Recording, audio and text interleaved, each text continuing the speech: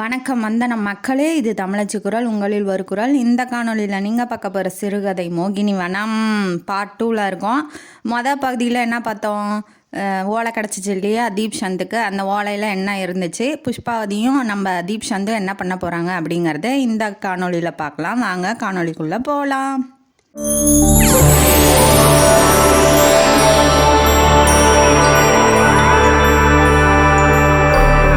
இந்த கதையோட ஆரம்பத்தில் தீப்சந்த் அந்த ஓலையை பிரித்து படிக்கிறாங்க இல்லையா. அந்த சிந்தியாவோட அரண்மனையிலேருந்து வெளியில் நகரத்தை விட்டு வந்தோடனே ஒரு மரத்தடியில் நின்று புஷ்பாவதியும் தீப்சந்தும் அந்த ஓலையை பிரித்து படிக்கிறாங்க. அந்த ஓலையில் என்ன இருக்குது அப்படின்னா, நீங்கள் ஜாவூத் கோட்டையிலேருந்து தப்பிக்க முடியாது இந்த முறை. ஏன்னா நான் டீஃபாயோட மொத்த படையும் அங்கே காத்துக்கிட்டு இருக்காங்க. டீஃபாய் உங்களை சந்திப்பார் அப்படின்னு சொல்லி 2 வரி. அதாவது ஜாவூத் கோட்டையிலேருந்து உங்களால் தப்பிக்க முடியாது, டீஃபாய் உங்களை சந்திப்பார், இப்படிக்கு சிந்தியா அப்படின்னு சொல்லி அவர் எழுதி கொடுத்துருக்காரு. சிந்தியாவும் அவங்களோட ஒய்ஃபு சங்காபாய் அவங்க பேர். 2 பேருமே அம்மா அப்பா மாதிரி இருக்கிறாங்க. அதாவது புஷ்பாவதிக்கு அவங்களுக்கு குழந்தை இல்லை அப்படிங்கிறதுனால புஷ்பாவதியவே மக மாதிரி அவங்க பார்த்துக்கிட்டு இருந்திருக்காங்க. அதனால் ஒரு எச்சரிக்கை மாதிரி அவங்க கொடுத்துருக்காங்க. சிந்தியா கொடுத்துருக்காப்புல தன்னோட மாப்பிள்ளைக்கு வளர்ப்பு பொண்ணு மாதிரி பார்த்துக்கிட்டு இருந்திருக்காங்க புஷ்பாவதியை. அதனால் ஒரு எச்சரிக்கை மாதிரி கொடுக்கவும் இவன் உஷாராயிடுறான். நம்ம ஹீரோ தீப்சந்த் உஷாராயிடுறான். என்னது இப்போ நான் மாறு வேஷத்தில் போனதை கண்டுபிடிச்சிருப்பாரு. யார்? சிந்தியா கண்டுபிடிச்சிருப்பாரு.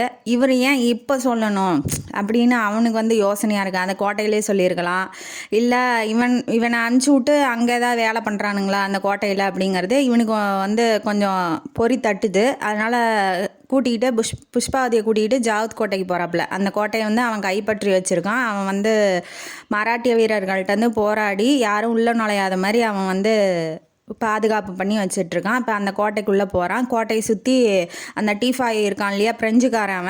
அவனோட ஃப்ரெண்ட்ஸ் மாதிரி. இப்போ அந்த காலத்துலலாம் ஃப்ரெஞ்சுக்காரர்கள் ஆட்சி பிடிச்சிட்டு பாதி எனக்கு பாதி உனக்குங்கிற மாதிரி டீல் பேசியிருப்பானுங்க இல்லையா. அந்த மாதிரி சிந்தியாவும் ஃப்ரெஞ்சுக்காரன்களும் ஃப்ரெண்ட்ஸ் மாதிரி.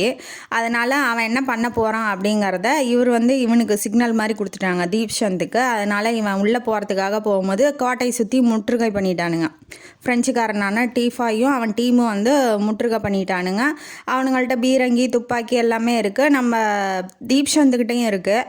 இப்போ இவன் கோட்டைக்குள்ளே போனாதான் அந்த வீரர்களுக்கும் எல்லாத்துக்கும் இவன் எங்கெங்கே என்ன பண்ணணும் அப்படின்னு சொல்லி ஆர்டர் போட முடியும். இப்போ இவன் புஷ்பாவதியை கூட்டிகிட்டு வேறு வழி, இப்போ கோட்டைக்கு உள்ளே போகிறதுக்கு நிறைய வழி வச்சுருப்பாங்க இல்லையா, ரகசிய வழிகள்லாம். அந்த மாதிரி ஒரு வழியில் போகிறான். இலையெல்லாம் போட்டு மூடியிருக்காங்க. இரும்பு தகட்டை எடுத்துகிட்டு படி வழியாக இறங்கி புஷ்பாவதியை கூட்டிக்கிட்டு உள்ளே போகிறான். போனோடனே இது என்ன ரகசிய வழியா, இந்த மன்னர்களுக்கு இதே வேலையாக போயிடுச்சு, தப்பிக்கிறதுக்காக எத்தனை வழி பாருங்கள் பண்ணியிருக்காங்க அரண்மனைக்கலாம் அப்படின்னு வாட்டி அவன் கிண்டலாக சொல்கிறான். அதுக்கு அவன் சொல்கிறான், இது அவசரத்துக்கு அவசரமாக அதாவது உயிருக்கு ஆபத்துங்கிறதுனால எந்த வீரமுள்ள ஒரு அரசனும் போய் சாகிறதுக்கு தான் போன ஒழிஞ்சு தப்பிச்சு ஓட போக மாட்டான். இது குடும்பத்தில் இருக்கிறவங்க வேறு யாராவது தப்பிக்கிறதுக்காக வச்சுருப்பாங்க.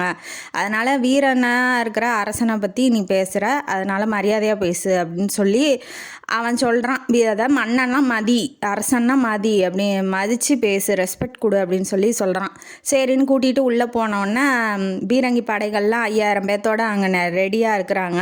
இவங்க என்ன பண்ணுறான், அந்த டீஃபாய் என்ன பண்ணுறான், 1-2 குண்டை மட்டும் போடுறான். அவனுக்கு என்ன பிளான்னா, இவனுங்களுக்கு சோறு தண்ணி இல்லாமல் அங்கேயே செட்டில் ஆகிடணும். சோறு தண்ணி இல்லாமல் இவனுங்களை வெளியில் வர விடாமல் அந்த கோட்டைக்குள்ளேயே அடைச்சி எப்படியாவது அவனுங்களை கைப்பற்றி நம்ம ஜெயிச்சிடணும் அப்படின்னு சொல்லி அவன் வெயிட் பண்ணுறான். பொறுமையாக இருந்து கொஞ்சம் கொஞ்சமாக சண்டை போடலான்னு அவனோட பிளானு. அவன் 2 குண்டா போடும் போது தான் இவன் கண்டுபிடிச்சினான் தீப்சந்த். ஏன்னா தாக்கிறதா இருந்தால் ஒட்டு மொத்தமாக தாக்குவானுங்க. இவனுங்க பொறுமையாக பண்ணுறதுனால இவனுங்க இப்போதைக்கு போக மாட்டானுங்க. அதனால் நம்மளும் நம்ம குண்டெல்லாம் வேஸ்ட் பண்ண வேணாம், நம்ம பீரங்கிகள் குண்டெல்லாம் பாதுகாப்பாக வச்சுருங்க, நீங்களும் 1-2 மட்டும் போடுங்க அப்படின்னு சொல்லி இவனும் கண்டுபிடிச்சிடறான். அவன் யுக்தி என்னன்னு இவனுக்கு தெரிஞ்சிருக்கு. ஏன்னா இவன் என்னென்ன பண்ணுறானுங்க அப்படின்னு சொல்லி அனலைஸ் பண்ணியிருப்பான். ஃப்ரெஞ்சுக்காரங்களோட போர் முறை இப்படி தான் இருக்கும் அப்படின்னு சொல்லி தீப்சந்துக்கு நல்லா தெரியும். அப்படிங்கிறதுனால அவன் என்ன நினைக்கிறாங்கிறது இவனுக்கு நல்லா தெரிஞ்சிருச்சு. இவனும் ஸ்லோவாகவே போர் புரியிறான். அவன் என்ன பண்ணுறானோ அதுக்கு தகுந்த மாதிரி. அதுக்கப்புறம் இவன் என்ன இப்படி பண்ணுறான் அப்படின்னு சொல்லிட்டு இப்படியே 20 நாள் இழுத்துக்கிட்டு போயிடுச்சு. அந்த சண்டை 20 நாள் இழுத்துட்டு போயிடுச்சு. இவனும் போய் செக் பண்ணுறான், சாப்பாடெலாம் இருக்கா, போர் வீரர்கள் இருக்காங்க, அவங்களுக்கு சாப்பாடு கொடுக்கணும் இல்லையா, அது 1 மாதத்துக்கு வருங்கிறதுனால சரி ஓகே 1 மாதம் வரைக்கும் தாக்கு பிடிக்கலாம், அதுக்கப்புறம் பேசிக்கலாம், அவனோட நடவடிக்கையை பொறுத்து நம்ம மேற்கொண்டு போர் செய்யலாமா என்ன பண்ணலான்னு யோசிச்சுக்கலாம் அப்படின்னு சொல்லி இருக்கான். புஷ்பாவதியை அந்த அரண்மனைக்கு நடுவில் ஒரு ரூமில் தங்க வச்சுருக்கான். டீஃபாய் அவன் குரூப்போட பேசிகிட்டு இருக்கும்போது நம்ம கோட்டையை தகர்த்தரலாம் அப்படின்னு சொல்லி அவன் குரூப் ஆளுங்க சொல்கிறானுங்க. அதுக்கு அவர் என்ன சொல்கிறாரு, வேணாம் அங்கே சிந்தியாவோட வளர்ப்பு மகள் அதாவது புஷ்பாவதி இருக்கா, அவளுக்கு ஏதாவது அடிபட்டுரும், அதனால் வேணாம், சிந்தியா கோச்சுக்காப்புல அப்படின்னு சொல்லி அவன் சொல்லிகிட்டு இருக்கான் டீஃபாய். அவன் சொல்லிகிட்டு இருக்கும்போது ராக்கெட் ஒன்று அவன் கூடாரத்து மேலேயே விழுவுது. நம்ம தீப்சந்த் தான் ராக்கெட் வச்சுருக்காப்புல. ஆனால் இவன்ட்ட இல்லை, டீஃபாய்ட்ட ராக்கெட் இல்லை, வெறும் பீரங்கி குண்டுகள் மட்டும்தான் இருக்குது, துப்பாக்கி இருக்குது. அவன் ராக்கெட்டை விடவும் இவன் டென்ஷன் ஆகிட்டான். ஆட்ரா தூக்குடா அப்படின்ன கோட்டையை தூக்குடா அப்படின்னு சொல்லி குண்டை போட்டான். இவன் இதில் சரிஞ்சு விழுந்ததுனால அவளை வெளியில் கூட்டிகிட்டு வந்துடுறான். தீப்சந்த் கூட்டிகிட்டு வந்துட்டு நீ என்னோடைய உபதளபதியார், அவன் கூடயே தளபதி மாதிரி வச்சுக்கிறான்.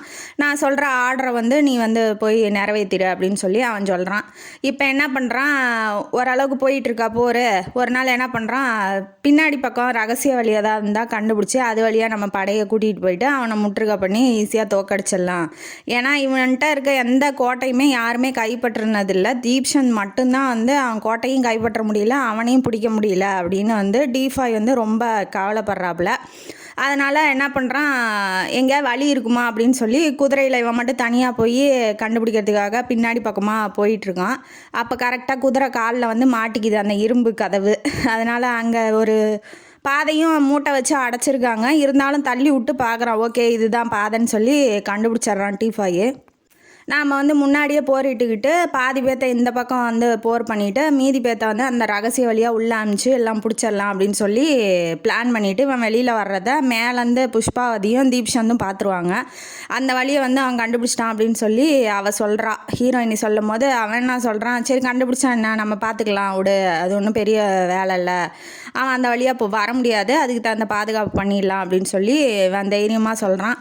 சொன்னோன்னே புஷ்பாவதியை கூட்டிகிட்டு போய் ஒரு ரூமில் அங்கெல்லாம் இடிஞ்சிருக்கு, அவன் பீரங்கி குண்டு போடுறான் இல்லையா, அதனால் இவன் பீரங்கி படையெல்லாம் மலைப்பகுதியில் போய் ஒளிச்சு வச்சுட்டு நைட்டில் தான் சண்டை போடுறானுங்க. ஏன்னா பகலில் சண்டை போட்டால் ஈஸியாக தெரிஞ்சுனுங்கிறதுனால நைட்டில் மட்டும் 2 குண்டை முன்னாடி போட்டு திரும்ப பீரங்கி வண்டியை பின்னாடி எடுத்துகிட்டு போகிற மாதிரி இவனுங்க பண்ணுறானுங்க. அதே மெத்தடை தான் இவனும் பண்ணுறான் தீப்சந்தும். மேலேருந்து வேணுங்கிறப்ப வீட்டுக்கு மறைவு, இப்போ வீடெல்லாம் இருக்கும்ல நகரத்துக்குள்ளே, அதனால் வீட்டு மறைவில் பீரங்கியை நிறுத்தி வச்சுட்டு வேணுங்கும் போது மட்டும் கூட்டிகிட்டு அதாவது எடுத்துகிட்டு சண்டை போடுற மாதிரி. இவங்களும் அந்த மாதிரி ஒரு வீட்டில் தான் தங்கியிருக்காங்க, அந்த சாதாரண மக்கள்லாம் வாழ்வாங்க இல்லையா, அந்த வீட்டில் தான் தங்கியிருக்காங்க. இவன் கூட்டிகிட்டு போகிறான், தீப்சந்த் புஷ்பாவதியை கூட்டிகிட்டு போயிட்டு தரையில் படுத்துக்கிட்டு இருக்கான். அவளுக்கு கஷ்டமாக இருக்குது, இவன் பஞ்சனையில் படுக்க வேண்டியவன் இப்படி தரையில் கிடக்கிறானே, இந்த போர் ரொம்ப முக்கியமா அப்படின்னு சொல்லி அவன் நினைக்கிறா. கால்லாம் அமுத்தி விட்றா, என்ன பண்ணுறது, அவளால் முடிஞ்சது அதுதான், அதனால் அவள் பண்ணுறா. உடனே லவ் ஆயிராப்பில் நம்ம தீப்சந்த். போர்லேயும் ஒரு காதல் மாதிரி இவங்க 2 பேர்த்துக்கும் ஒரு காதல் வருது. இப்போ அப்படியே காலை அமுத்திட்டே தூங்குறாளா, அதை பார்த்தோன்னா தீப்சந்த் கண்ணை முழிச்சிட்டு அவளை மடியில் தலையை வச்சு படுக்க வைக்கிறாரு. தலையை வருடி விடும்போது அவன் எந்திரிச்சிக்கிறா. ஏன் எந்திரிச்சிட்டிங்க, என்னாச்சு, முழிப்பு வந்துடுச்சு அப்படின்னு சொல்லி கேட்குறா. ஆமாம் அப்படின்னு சொல்லிட்டு 2 பேரும் லவ் பண்ணுறாங்க. 2 பேரும் போரில் இவங்களுக்கெல்லாம் ரணகாலத்துலேயும் ஒரு குதூகலம் கேட்குது மாதிரி இவங்க 2 பேரும் லவ் பண்ணிவிட்டு ஹக் பண்ணிவிட்டு கிஸ் பண்ணிவிட்டு இருக்காங்க. அப்புறமேட்டு அவன் மேற்கொண்டு வேறு வேலையை பார்க்க போகும்போது இதெல்லாம் வேண்டாம் அப்படின்னு சொல்லி அவள் சொல்கிறா. ஏன் வேண்டாம் அப்படின்னு சொல்லி இவன் கேட்கும்போது, ஆமாம் முறையாக ஏதாவது பண்ணணும்ல, இப்போ ஒரு கல்யாணம் பண்ணலாம், அதுக்குள்ளே ஏன் அர்ஜென்ட் அப்படின்னு சொல்லி அவள் கேட்கும்போது, ஏன் நான் சத்திரியன் தானே, காந்தர்வ மனம் பண்ணிக்கலாம் அப்படி. அவள் அங்கே கேட்கும்போது இவன் ஒத்துக்கல, இவன் வேணுங்கும் போது இவன் ஒத்துக்கிறான் பாருங்களேன். அவன் என்ன சொல்கிறா, அதெல்லாம் வேண்டாம், முறைப்படி எல்லாம் செஞ்சிடலாம், அப்பா அம்மா பர்மிஷன் வாங்கணும், அதுக்கப்புறம் எல்லாம் பண்ணிக்கலாங்கும் போது, ஆமாம் அம்மா இப்போ அவங்க இப்போ வளர்ப்பு அப்பா அம்மா அந்த சிந்தியாவும் அவங்கள்ட்ட இருந்து தானே இப்போ கூட்டிகிட்டு வந்திருக்கான். அதனால் வளர்ப்பு அம்மா அப்பாட்ட இருந்து தானே உன்னை கூட்டிகிட்டு வந்திருக்கேன். வான வேடிக்கையெல்லாம் பார்த்தா அதுக்கு குண்டு மழை பொழியுது, இதுக்கு மேலே உனக்கு என்ன வேணும்? உன்னோட பர்மிஷனு எனக்கு கிடச்சிருச்சு, அதுக்கப்புறம் என்ன உன்னை ஒன்றும் நான் ஃபோர்ஸ் பண்ணல அப்படின்னு சொல்லி கேட்கும்போது, சரி ஓகே, இதுக்கு மேலே அவளும் என்ன சொல்ல போகிறா, அவளும் லவ் பண்ணுறா இல்லையா. அதனால் இவங்க 2 பேரும் ஒன்று முன்னுமா இருக்கும்போது அங்கே வந்து குண்டை போட்டுடுறான். நம்ம டீபாய்க்கு எப்படி தெரிஞ்சிச்சுன்னு தெரில, குண்டை டமால்னு போட்டுடுறான். ஏண்டா உனக்கு நேரங்காலம் தெரியாதாடா அப்படின்னு சொல்லிட்டு அவன் என்ன பிளான்னு பின்பக்கமாக படையை அந்த ரகசிய வழி கண்டுபிடிச்சான் இல்லையா, அந்த பக்கம் படையை அனுப்பிச்சி விட்டு முன்னாடி தாக்கிட்டு இருக்கான். அவன் வேலையை அவன் பார்க்குறான். இவன் வந்து திடீர்னு குண்டு போடவும் அந்த சீனும் அங்கேயே கட்டாகி பாதியில் எழுந்திரிச்சு இவன் வந்து அவளுக்கு ஆர்டர் போட்டு போகிறான். நீ போய் பின்னாடி பார்த்துக்குமா, போய் 4 பேர்த்த கூட்டிகிட்டு போய் அங்கே துப்பாக்கியோட நின்று வர்றவங்களை சுட்டுக்கொள்ளு, நான் வந்து முன்னாடி பார்த்துக்கிறேன் அப்படின்னு சொல்லிட்டு இவன் அரையும் குறையமாக ட்ரெஸ்ஸை போய் அப்படியே எந்திரிச்சு ஓடுறான். என்ன அது கொடுமையாக இருக்குது, பாதியிலே ஏண்டா டேய் அப்படின்னு சொல்லி அவளுக்கு டென்ஷன் ஆகிட்டா, உனக்கு குண்டு போட வேறு நேரமே கிடைக்கலையாடா அப்படின்னு சொல்லிட்டு. அப்புறம் அவங்க கடமை அது நாட்டை காப்பாற்றுறது தானே, அதனால் அவங்க கடமையை பார்க்கறதுக்கு போகிறாங்க. இப்படியே போனால் நம்ம ஒன்றும் இப்போ இந்த கோட்டையிலே சிக்கி நம்மலாம் செத்து போயிடுவோம் அப்படின்னு சொல்லி தீப்சந்துக்கு தெரிஞ்சிருச்சு. அதனால் அவன் ஒரு பிளான் பண்ணுறான். இப்போ நம்ம வந்து தப்பிக்க போகிறோம், ஏன்னா அந்த கோட்டையிலே இருந்தால் இவங்களும் செத்து போயிடுவாங்க சோறு தண்ணி இல்லாமல். எத்தனை நாளைக்கு அவங்க சண்டை போடுவாங்க, ஒன்றும் பண்ண முடியாது. உள்ளே வர்றவங்களையும் அவன் சொன்ன மாதிரி அவள் புஷ்பாவதி வந்து போய் தடுத்து அந்த கோட்டை அந்த கதவு இருக்குல்லையே ரகசிய வழியாக அதையும் அடைச்சிட்டு அந்த துப்பாக்கியோடு வந்தவங்க எல்லாத்தையும் அடித்து துரத்திட்டாங்க. இப்போ அந்த பிளானும் T5க்கு ஃபெயிலியர் ஆயிடுச்சு. இப்போ அவன் என்ன சொல்கிறான், தப்பிச்சிடலாம், இனிமேட்டு இங்கே இருக்க வேண்டாம் அப்படின்னு சொல்லி இவன் ஆலோசனை சொல்லும் போது அங்கே யாருமே அப்ஜெக்ஷன் பண்ணல. ஏன்னா அவருக்கு எல்லாம் தெரியும், புத்திசாலியாக இருக்கான் இல்லையா, அதனால் அப்ஜெக்ஷன் பண்ணல. அதுலேருந்து ஒருத்தன் என்ன சொல்கிறான், நான் முன்னாடி பார்த்துக்கிறேன், முன்னாடி பீரங்கி குண்டுகளை கொண்டு போயிட்டு முன்னாடி வழியாக நம்ம ஆளுங்கள்லாம் கூட்டிகிட்டு போயிருங்க அப்படின்னு சொல்லும் போது அவன் என்ன சொல்கிறான், தீப்சந்து, ஏன் அவன் வந்து பீரங்கி குண்டு போட மாட்டானா, அவன் என்ன சும்மா வேடிக்கையாக பார்த்துக்கிட்டு இருப்பான், முன்னாடி நீ பார்த்துக்கிறேன்னு சொல்கிற, அவன் பின்னாடி ஆளுங்களை அமுச்சு விடுவான் அப்படின்னு சொல்லவும், நீங்கள் உங்கள் பிளான் என்ன சொல்லுங்கன்னு சொல்கிறாங்க. 50-50 வண்டியாக பிரிச்சுக்கலாம், இப்போ பீரங்கியை பாதியாக பிரிச்சுக்கலாம். 10,000 வண்டி இருக்குதா, அப்போ 5,000 பிரிச்சுக்கலாம் அப்படின்னு சொல்கிறான். முதல்ல 5,000 வண்டி போட்டு முன்னாடி, அதுக்கு பின்னாடி வந்து நான் போய் அந்த போரில் இருக்கிறாங்க இல்லையா, அவங்க சண்டை போடுறவங்கள்ட்டெல்லாம் போய் சண்டை போட்டுக்கிட்டு அப்படியே தப்பிச்சு போயிடலாம். பின்னாடி வர்றவங்க பின்னாடி 5,000 பேரை அனுப்பிச்சி விட்டுறலாம். பின்னாடியும் வர்றவங்கள அவளும் புஷ்பாவதியும் அவங்க டீமும் வந்து பார்த்துக்குவாங்க, அப்படியே சண்டை போட்டுட்டு வந்துடலாம். ஏன்னா அவங்க படம் உள்ள நுழையிறதுக்கு நம்ம வந்து வாய்ப்பு கொடுக்காத மாதிரி இருக்கும். இப்போ நம்ம ஒரே பக்கமாக போயிட்டு சண்டை போட்டு ஒரே பக்கமாக வந்து தப்பிச்சு போனால் அவங்களுக்கு ஈஸியாக போயிடும். போய் பிடிக்கிறதுக்கும் அங்கே இப்போ பாதி பேர் வெளியில் போனாலும் பாதி பேர்த்த பிடிச்சிருவான் அந்த T5. நடுவில் வந்து அவன் படையை விட்டானா வச்சுக்குவாங்க, சண்டை போடுறவங்க போடுவாங்க, தப்பிக்க போகிறவங்க வந்து மாட்டிக்குவாங்க இல்லையா. அதனால் இவன் இப்படி பிளான் பண்ணுறான்.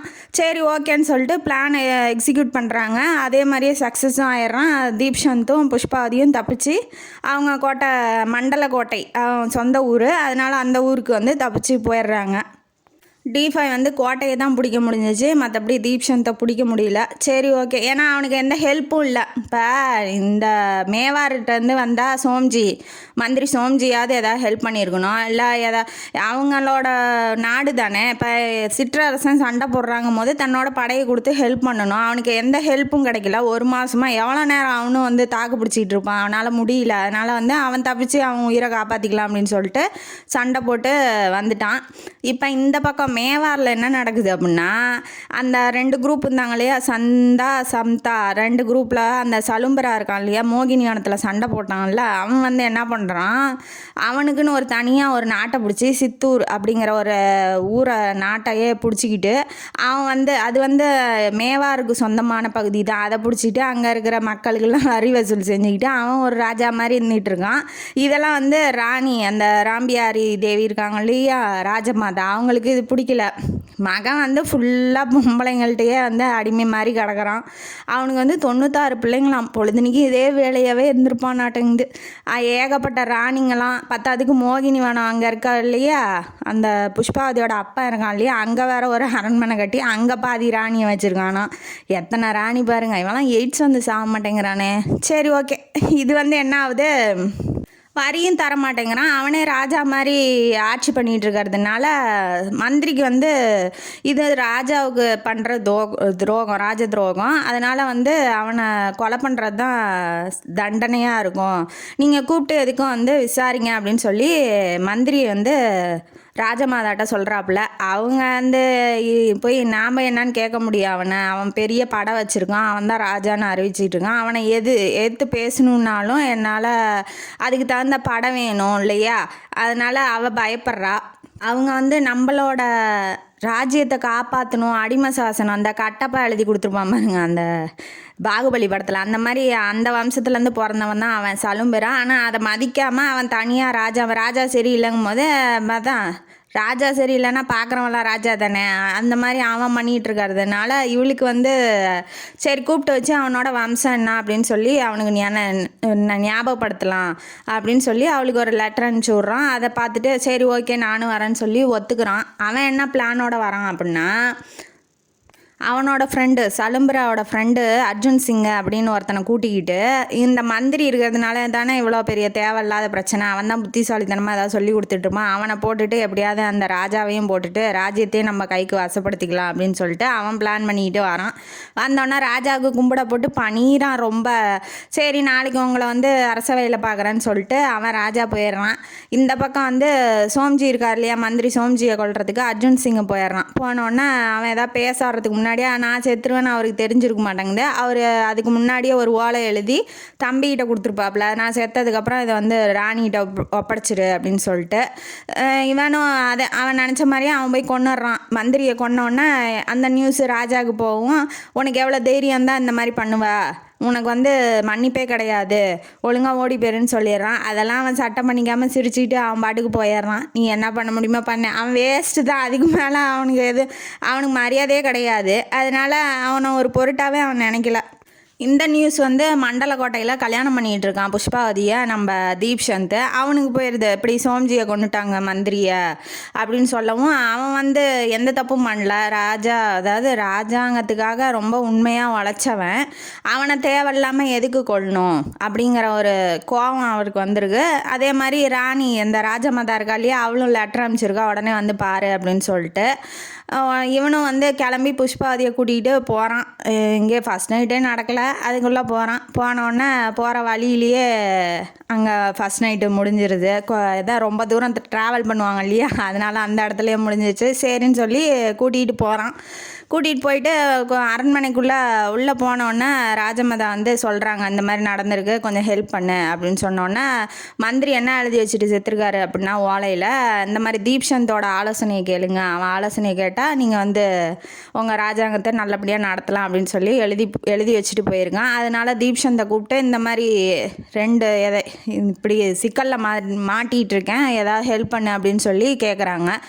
துப்பு இல்லாத பிள்ளைய பெற்றுட்டு போகிற வரவன்ட்டெல்லாம் இந்த அம்மா கையை காலை பிடிச்சிக்கிட்டு இருக்கு. என்ன பண்ணுறது, ஒன்றும் பண்ண முடியல. சரி மகனை எப்படியா காப்பாற்றணும், அம்மா இல்லையா, அதனால் அவங்க வந்து ரொம்ப ஃபீல் பண்ணுறாங்க. உடனே வந்து நம்ம தீப்சந்த் வந்து என்ன சொல்கிறான், நீங்கள் வந்து சிந்தியாவோட ஹெல்ப் எடுத்துக்கோங்க. ஏன்னா வந்து சித்தூர் பெரிய அவன் ஒரு பெரிய படை வச்சுக்கிட்டு இருக்கான். இவன் தனியாக போய் ஒன்றும் பண்ண முடியாது. இவன் படையும் போனாலும் வேலைக்கு ஆகாது, அவன் நிறையா பேர்த்த வச்சுக்கிட்டு இருக்கான். அதனால் சிந்தியா இந்த போயிட்டு இந்த வளர்ப்பு தந்தை தாய் இருக்காங்க இல்லையா, புஷ்பாவதிக்கு இப்போ லெட்டர் கூட அனுப்பிச்சி விட்ருந்தான் இல்லையா, அவனோட ஹெல்ப்பை நீங்கள் போய் கேளுங்க அவனோட கோட்டையை பிடிக்கிறதுக்கு. அர்ஜுன் சிங்கை வேணால் நான் கொலை பண்ணிடுறேன், மந்திரியை கொலை பண்ணானா நான் வேணால் கொலை பண்ணிக்கிறேன் அப்படின்னு சொல்லி அவன் சொல்கிறான். அவன் வந்து மராட்டியன், நாங்கள் ராஜபுத்திரர்கள், எப்படி போய் அவன்கிட்ட ஹெல்ப்பு கேட்க முடியும்? அவன் வந்தால் அவனோட ஆதிக்கம் அதிகமாயிரும் இல்லையா, யார்கிட்டையாவது ஒருத்தட்ட அடிமையாக இருந்தே நாங்கள் சாகணுமா அப்படின்னு சொல்லி. இப்போ இது அடிமையாக ஆகாது, ஏன்னா வந்து இவன் வந்து காப்பாற்றுறதா ஒரு உறுதி அளிச்சிருக்காங்க அவங்க வம்சத்தில் வந்தவங்க. அதனால் வந்து இது அவ்வளவா அடிமையாக இல்லை. ஆனால் அவன் சிந்தியா வந்துட்டானா மராட்டிய அடிமையாக ஆயிடுவாங்க ராஜபுத்திரர்கள். நாங்கள் எப்படி போய் அந்த சிந்தியாட்ட போய் ஹெல்ப் கேட்க முடியும் அப்படின்னு சொல்லி இவ கேட்குறா. வேறு வழி உங்களுக்கு இல்லை, படை அவர்கிட்ட தான் இருக்குது, நீங்கள் போய் அவர்கிட்ட தான் ஹெல்ப் கேட்டாகணும். அர்ஜுன் சிங்கை நீ எப்படி கொல்லுவ அப்படின்னு சொல்லி இந்த ராஜமாதா கேட்குறா. அதுக்கு அவன் என்ன சொல்கிறான், நான் வந்து ஒருத்தனுக்கு ஒருத்தன் சண்டைக்கு வான்னு சொல்லி கூப்பிட்டு நான் அவனை கொண்டுக்கிறேன். அவன் எப்படி வருவான்னு கேட்கும்போது சலும்புரை அனுப்பி வைப்பார். ஏன்னா அவன் வீரனுக்கு வீரன் சண்டைக்கு கூப்பிட்டா போய் தானே அவனும் இல்லை கோலைன்னு நினச்சிக்குவாங்க இல்லையா. அதனால வந்து அவன் வாழையை அமுச்சிட்டு வெயிட் பண்ணிகிட்டு இருக்கான் அர்ஜுன் சிங்குக்காக. கரெக்டாக வந்துட்டாப்புல. வந்தோடனே இவனும் சண்டை போடுறதுக்கு ரெடி ஆகுறான். என்னாச்சு அப்படின்னு சொல்லி கேட்கும்போது, இந்த மாதிரி நீ வந்து தேவையில்லாமல் மந்திரியை கொண்டிருக்கான், அவன் என்ன பண்ணான் உனக்கு, நீ ராஜ துரோக செயலை பண்ணிவிட்டு அவனை எதுக்காக கொல்லணும் அப்படின்னு சொல்லி அவர் கேட்குறாரு. அது உனக்கு தேவையில்லாது, அது ஏன் விருப்பம்னு சொல்லி இவன் கொஞ்சம் நக்கலாக பேசாமல் ஒரே இறக்கி சொருவி அங்கேயே கொண்டுட்டாப்புல அர்ஜுன் சிங்கை. அவன் கொண்டுட்டோன்னே ராஜமாதாட்ட சொல்லிட்டான், இனிமேட்டு நீங்களாச்சும் உங்கள் நாடாச்சு உங்கள் பையனாச்சு நீங்கள் என்ன பண்ணுவீங்களோ எனக்கு தெரியாது, ஹெல்ப்னா வேணால் கூப்பிடுங்க நான் வந்துக்கிறேன் அப்படின்னு சொல்லிட்டு இவர் கிளம்பிடுறாப்புல. ஏன்னா இவங்க தான் போய் இவங்க நாட்டை காப்பாற்றினா இவங்க தான் போகணும், அவன் தேவையில்லாமல் போக முடியாது இல்லையா. அதனால் அவன் வந்து கிளம்பிடுறான், மண்டலக்கோட்டைக்கே கிளம்பிடுறான் அவன் ஊருக்கு. அங்கே வந்து புஷ்பவதியோட சந்தோஷமாக இருக்கான். எல்லா நாளும் நல்ல நாளாக விடியுது. அவளோட அழகு எல்லாத்துலேயும் மயங்கி அவன் நல்லா லவ்வோட புருஷன் பொண்டாட்டியாக நல்லா வாழ்கிறாங்க. திரும்ப ஒரு நாளைக்கு வந்து லெட்ரு வருது திரும்ப ராஜமாதாட்டேருந்து. என்னான்னு பார்த்தா, சிந்தியாவோட ஹெல்ப்பு கேட்கறதுக்கு நான் தயாராக இருக்கேன், நீ தான் தூதுவனாக போகணும், நீ கொஞ்சம் போயிட்டு வா. அது பத்தாதுக்கு சலீம் சிங்குன்னு ஒருத்தங்க இருக்கான். அவன் வந்து இந்த மேவார் நாட்டை பார்த்துட்டு இந்த நாடு இப்படி கிடக்கு, இதுவும் போயிடுச்சுன்னா வந்து ஃபுல்லாக ஃப்ரெஞ்சுக்காரங்களாம் வந்து ஆண்டுருவானுங்க, வேண்டாம், இது நம்ம ஹெல்ப் பண்ணி நம்மளும் அந்த மேவார் நாட்டையே ஆளலாம் அப்படின்னு சொல்லிட்டு அவன் வந்து ஒரு சஜஷன் கொடுத்துருப்பான். ராஜமாதாவுக்கு லெட்டர் அனுப்பிச்சிருப்பான், நான் ஹெல்ப் பண்ணுறேன், உங்களால் போரிட முடிஞ்சால் நானும் வந்து ஹெல்ப் பண்ணுறேன் அப்படின்னு சொல்லியிருப்பான். ஏன்னா ராஜா சரியில்லை இல்லையா. அதனால சலீம் சிங்கோட லெட்டரையும் சொல்கிறாங்க, இந்த தீப்சந்துக்கிட்ட சொல்கிறாங்க. சொன்னோன்னே சரி ஓகே நான் வேணால் போய் கேட்டு பார்க்குறேன் சிந்தியாட்ட அப்படின்னு சொல்லி சிந்தியாவோட கோட்டைக்கு, அதாவது அவங்க வந்தாங்க இல்லையா அந்த கோட்டைக்கு போகிறான், அவங்க ஊருக்கு போகிறான். யாரை கூட்டிகிட்டு, புஷ்பவதியை கூட்டிகிட்டு அந்த கோட்டைக்கு போகிறான். போனோடனே அங்கே வந்து அம்பாஜி அப்படிங்கிற ஒரு மந்திரி இருக்காப்புல சிந்தியாவுக்கு. அவர் என்ன சொல்கிறாரு, நீ சொல்கிறதெல்லாம் நம்ப முடியாது, இப்போ நீ வாயில் சொல்கிறத நாங்கள் எப்படி நம்பி போரிட்டுக்கிட்டு வர முடியும், சலீம் சிங் வந்து ஹெல்ப் பண்ணுறேன்னு உண்மையாக வந்து சொல்லிட்டோம், அதுக்கப்புறம் பேசிக்கலாம், நீங்கள் முதல்ல அவனை வர சொல்லுங்கள் அப்படின்னு சொல்லி அவன் அம்பாஜி சொல்லிடுறான். மந்திரிங்கிறதுனால அவர் எதுவும் பேசலை, சிந்தியாவும் எதுவும் பேசலை. பட் ஆனால் அவருக்கு சொல்கிறான், நீ ஹெல்ப்புன்னு கேட்டிருக்கா, அதனால் நான் கண்டிப்பாக என் பொண்ணுக்கோசரமாவது ஹெல்ப் பண்ணுறேன் அப்படின்னு சொல்லி அவர் சொல்கிறாரு. சரி ஓகே நம்ம ஒய்ஃபால் தான் இதுவும் கிடைக்கிது. அவருக்கு என்னன்னா அந்த அம்மாவை பார்த்தா பாவமாக இருக்குது தீப்சந்துக்கு, அதனால் எப்படியாவது ஹெல்ப் பண்ணி இந்த ஒரு தடவை காப்பாற்றி விட்டுறலான்னு பார்க்குறாப்புல. சரி ஓகேன்ட்டு மறுநாள் வந்து நம்ம சலீம் சிங்கும் வந்துடுறாப்புல. வந்தோடனே ஓகே நான் ஹெல்ப் பண்ண தயாராக தான் இருக்கேன் அப்படின்னு சொல்கிறாருங்க. ஆனால் எங்கள் படம் வரணுன்னா நஷ்டஈடு, இப்போ பண நஷ்டம் வரும் இல்லையா, அதனால் இப்போ அவங்களுக்கு சாப்பாடு போடணும், அந்த சம்பளம் கொடுக்கணும், அதெல்லாம் வந்து பணம் வேணும் அப்படின்னு சொல்லி அவன் கேட்குறான். சலீம் சிங் வந்து சிரிக்கிறான், ஏன்டா எங்கே போனாலும் பணம் தானே, மனுஷ உயிருக்கு விலை மதிப்பே இல்லையாடா அப்படின்னு சொல்லி அவன் கேட்குறான். ஆமாப்பா எல்லாத்துலேயும் பணம் தான், எங்கேயுமே அரசியல் தான் அப்படின்னு சொல்லி அவன் சொல்கிறான் அம்பாஜி. உடனே சரி எவ்வளோ வேணும்னு கேளுன்ன வாட்டி ஒரு 60-70 லட்சம் கொடு அப்படின்னு சொல்லி அவன் கேட்குறான். 70 லட்சமா எங்கடா இருக்கு என்கிட்ட அப்படின்னு சொல்லி சலீம் சிங் சொன்னோன்னே ஒரு கம்மி பண்ணிக்கோ ஒரு 10 லட்சம் அப்படின்னு சொல்லி நம்ம யார் தீப்சந்த் வந்து சொல்கிறாப்புல. என்ன நீ வச்சிருக்கியாப்பா 60 லட்சம் கம்மி பண்ணிக்கோங்கிற அப்படின்னு சொல்லி சலீம் சிங் வந்து கேட்குறாரு. நான் வைக்கலண்ணா, அவன் தான் சலும்புறாப்ப, அவன் நாட்டை பிடிச்சோன்னா அவன் வச்சிருப்பான்ல பணம், வரி பணத்தெல்லாம் கொள்ளடிச்சு தானே வச்சுக்கிட்டு இருக்கான், அவன்கிட்ட வந்து பிடிங்கிக்கலாம், இல்லைனா மக்கள் மேலே வந்து வரி பணத்தை வந்து செலுத்தி நம்ம வாங்கிக்கலாம் அப்படின்னு சொல்லி இவன் சொல்கிறான். அங்கே நாடே வறண்டு போய் கிடக்கு, எந்த வரி பணத்தை போய் நீ கேட்க போகிற, மக்களே செத்துக்கிட்டு இருக்காங்க, நீ எங்கே போய் கேட்க போகிறன்னு அம்பாஜி கேட்குறாப்புல. இப்போ வறுமைனா எவனும் வேலை செய்ய மாட்டேங்கிறான், அதுக்கோசரம் வறுமையாக தான் கிடக்கும், எல்லாம் சோம்பேறித்தனமாக ராஜா மாதிரியே இருந்தால் எப்பட்றா கிடைக்கும், அதெல்லாம் நீங்கள் பார்த்துக்கோங்க அப்படின்னு சொல்லி அவன் தீப்சந்த் சொல்லவும் சரி ஓகே அப்படின்னு சொல்லிடுறாப்புல. ஏன்னா மகளுக்கோசரம் மாப்பிள்ளை வந்து கேட்குறாரு, மகளுக்கோசரம் ஒத்துக்கிறாப்புல சிந்தியா. சரி ஓகே அப்படின்னு சொல்லிட்டு இப்போ படையெடுத்துக்கிறதுக்கு ரெடியாக வராங்க. வந்தோடனே இந்த சித்தூருக்கு பக்கத்தில் ஒரு கூடாரம் போட்டு ரெடியாக இருக்காங்க. இப்போ எந்த பகுதியை முதல்ல தாக்கலாம் அப்படின்னு சொல்லி டவுட்டு வருது இவங்களுக்கு. உடனே வந்து என்ன சொல்கிறான், சலீம் சிங் வந்து நம்ம தீப்சந்துக்கிட்டே கேளுங்க. ஏன்னா அவனுக்கு தான் எந்த பகுதி கஷ்டம் எந்த பகுதி ஈஸி அப்படின்னு சொல்லி அவனுக்கு தெரியும். அவனை கூப்பிட்டு கேளுங்க அப்படின்ன வாட்டி, நீ தாண்டா பெரிய ஆள், உங்கள் ஊர் ஏரியாலேயே நீ சொல்ல மாட்டேங்கிற அப்படின்னு அவன் கேட்குறான். என்னதான் இருந்தாலும் அவன் வந்து புத்திசாலி, அவனை கூப்பிட்டே கேளுங்க அப்படின்ன வாட்டி அம்பாஜி என்ன சொல்கிறாரு, பரவாயில்ல ஒரு ராஜாவாக இருந்தால் கூட உனக்கு பணிவு இருக்குது, நீ ரொம்ப நல்லவன் அப்படின்னு சொல்லி சொல்கிறாப்புல. தீப்சந்த் வந்தோடனே எந்த பகுதிப்பான்னு கேட்டோன்னா அவன் வந்து அவனை பார்க்குறான். அவனை விட்டு ஏன்டா என்ன கேட்குறீங்க, சலீம் சிங்கை விட்டுட்டு என்ன ஏன்டா கேட்குறீங்க அப்படின்னு சொல்லி கேட்கும்போது அவர் தான்ப்பா சொல்ல சொன்னார், நீ சொல்லுன்னாட்டி அந்த சலும்பிராவோட வப்பாட்டியோட பையன் வந்து ஒரு கோட்டையை வச்சு பிடிச்சிக்கிட்டு அங்கே பாதுகாத்துக்கிட்டு இருப்பான், அதை முன்ன அடிக்கலாம், அப்போ தான் அவனுக்கு கோவம் வரும் அப்படின்னு சொல்லி இவர் சொல்கிறாரு.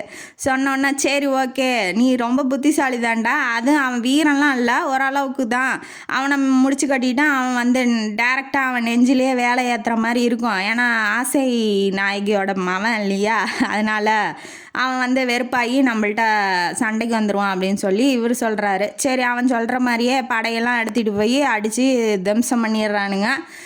இவனுக்கு எல்லாம் ஊரெலாம் கொஞ்சம் கொஞ்சமாக ஊரெலாம் பிடிச்சிக்கிட்டு வரானுங்க. இவனுக்கு என்ன இப்போ தோக்கிற நிலைமைக்கு வந்துட்டான் சலும்பேரா. இவன் சிந்தியா என்ன சொல்கிறான், அவனுக்கு ஒரு வாய்ப்பு கொடுக்கலாம். இப்போ தோக்குறவனாக இருந்தாலும் அவன் வந்து சரணடைகிறதுக்கு ஒரு வாய்ப்பு கொடுக்கணும் இல்லையா, ராவணனுக்கு கொடுத்தாப்புல அந்த மாதிரி நம்மளும் ஒரு வாய்ப்பு கொடுத்து பார்க்கலாம் அப்படின்னு சொல்லி சொல்கிறாரு. இதில் வந்து அவனுக்கு உடன்பாடு இல்லை தீப்சந்துக்கு. ஏன்னா அவன் ஒரு ராஜ துரோகி, மன்னருக்கே வந்து தெரியாமல் அவனே ராஜா மாதிரி நடத்திக்கிட்டு இருக்கிறான், அவனுக்கு எதுக்கு மன்னிப்பு அப்படின்னு சொல்லி சொல்கிறாப்புல. இருந்தாலும் சிந்தியா வந்து கேட்க மாட்டேங்கிறாரு. சரி நீயே போயிட்டு வா அப்படின்னு சொல்லி அனுப்பி விட்றாரு. இதில் வந்து புஷ்பவதிக்கு வந்து உடன்பாடு இல்லை. அவன் கோட்டைக்கு இவனை ஏன் அனுப்பணும், அவனுக்கு ஏதாவது ஆயிடுச்சுன்னா நான் என்ன பண்ணுவேன், அவளுக்கு ஹஸ்பண்டு மேலே பாசம், அதனால் முறைக்கிறா, அதுவும் இல்லாமல் அழுகிறா அவளால் வேதனையில். சலும்பரா வந்து ஒரு வீரன் தான், அவன் வந்து தூது போகிறவங்களாம் கொல்ல மாட்டான், நீ பயப்படாத அப்படின்னு சொல்லி தீப்சந்த் வந்து தெம்பேற்றிட்டு இவர் போகிறாரு, குதிரை எடுத்துகிட்டு உள்ளே போகிறாரு. போனோடனே என்ன தீப்சந்த் நல்லா இருக்கியா அப்படின்னு சொல்லி சலும்பரா கேட்குறாரு. நான் நல்லா இருக்கேன், நீங்கள் தான் நல்லா இல்லையாட்டங்குது, என்ன பண்ணுறீங்க சரணடைறீங்களா என்ன அப்படின்னு சொல்லி அவன் கேட்குறான். கேட்டோன்னே அவன் என்ன சொல்கிறான், நான் வந்து சரணடையெல்லாம் ரெடியாக இல்லை, ஏன் உங்களுக்கு பயமாயிடுச்சா, உங்களுக்கு இதுக்கு சம்மந்தமே இல்லை, ஐ மீன் அவன் வந்து மராத்தி ராஜபுத்திரா மகாராஜாக்கோசரம் இவன் வந்து சண்டை போடுறான். மகாராஜா வந்து என்கிட்ட எந்த செய்தியுமே சொல்லலை, எந்த கேள்வியும் கேட்கல, நீங்கள் ஏன் வந்து கேட்குறீங்க, சரணடைகிறதுக்கு நீங்கள் ஏன் வற்புறுத்துறீங்க அப்படின்னு சொல்லி அவன் கரெக்டாக பாயிண்ட்டை சொல்கிறான். இப்போ எவனுக்கு சண்டை போடுறீங்களோ அவன்கிட்ட வந்து எனக்கு எந்த நியூஸும் இல்லை, நீங்கள் ஏன்டா நடுவில் வந்து குத்திக்கிட்டு சாவுறீங்க அப்படின்னு சொல்லி அவன் கேட்குறது நியாயமாக தான் இருக்குது. அதனால் அந்த நியூஸை வந்து இவன் சொல்கிறான்.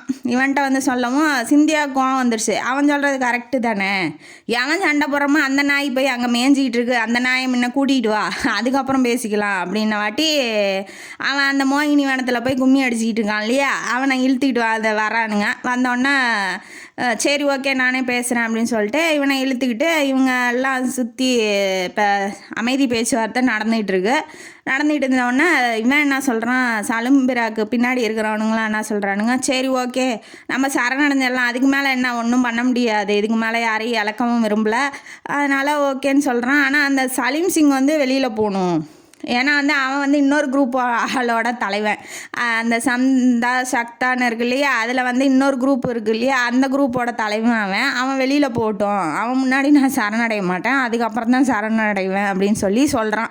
இதில் சுத்தமாக வந்து நம்ம தீப்சந்துக்கு விருப்பமே இல்லை. ஏன்னா அவன் கஷ்டப்படுறான் தான் இவன் ஹெல்ப்புக்கு வந்தான், இப்போ இவனையே வெளியில் போனால் தான் நீ வந்து சேருவன்னா இவனுங்க அதுக்கும் ஒத்துக்கிறானுங்க.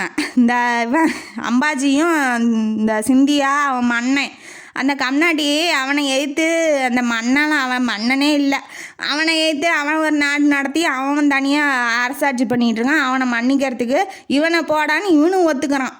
ஹெல்ப் பண்ண வந்த சலீம் சிங்கை போடான்னு சொன்னாலும் ஒத்துக்கிறான் அவன். சரி ஓகே உன்னை மன்னிச்சிட்றேன், அவன் வேறு வேஸ்ட் ஃபெலோவாட்டங்குது. சரி ஓகேன்னு சொல்லிட்டு சலீம் சிங் என்ன சொல்கிறாரு, என்னால் பல பேர் சாவறானுங்க, வேண்டாம் போர்னு முடிவு வந்தால் சரி ஓகே, அவன் வந்து ராஜாவுக்கு அடிப்பணிஞ்சு நடக்கிறதா இருந்தால் எனக்கும் ஓகே தான் அப்படின்னு சொல்லிட்டு அவர் பெருந்தன்மையாக விலகிக்கிறாரு.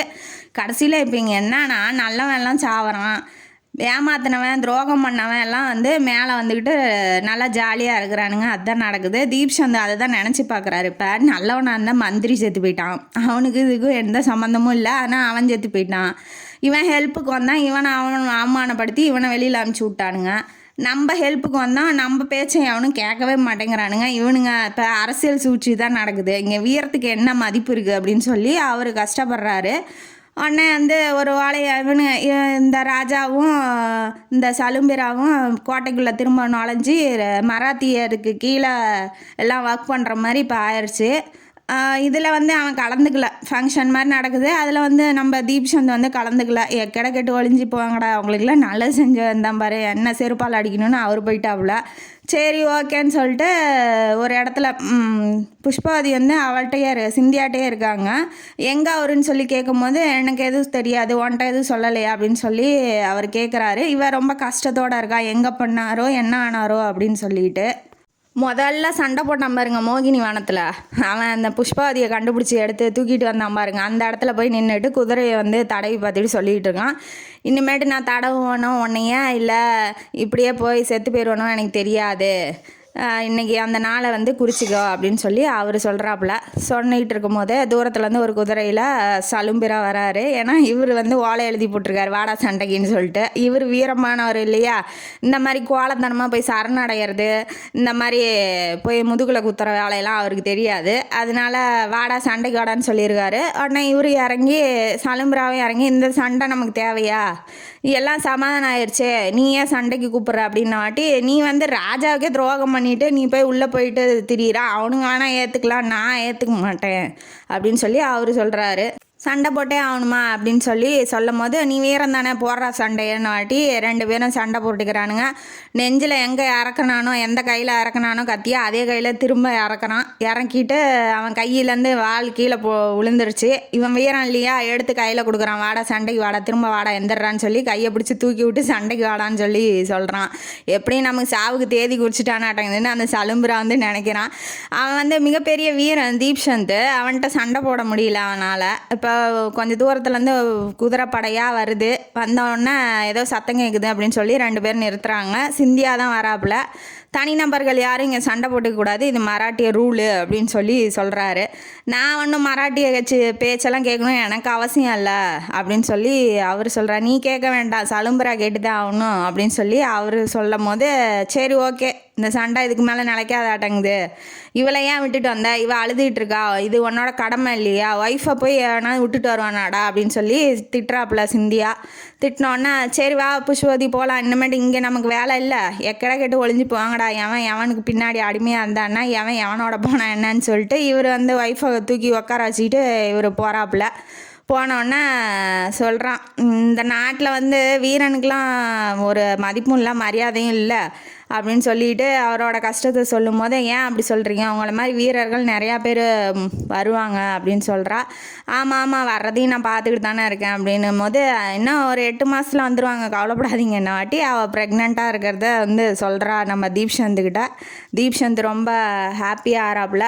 சரி நமக்கு வாரிசு வருது, நம்ம ஒரு வீரனை பெற்றெடுக்க போகிறோம் அப்படின்னு சொல்லிட்டு அவர் ரொம்ப மகிழ்ச்சியாக ரெண்டு பேரும் கட்டி பிடிச்சிட்டு போகிறாங்க. இனிமேட்டு இந்த இவனுங்க சவகாசமே வேணாம் அப்படின்னு சொல்லிட்டு, இந்த நல்லவனுக்கு நாட்டில் மதிப்பு இல்லை மரியாதையும் இல்லைங்கிறது இந்த கதையோட கருத்து. இந்த கதையும் காணொலியும் உங்களுக்கு பிடிச்சிருந்தா லைக் பண்ணுங்கள், ஷேர் பண்ணுங்கள், சப்ஸ்கிரைப் பண்ணுங்கள், கமெண்ட் பாக்ஸில் கமெண்ட் பண்ணுங்கள். நன்றி மக்களே.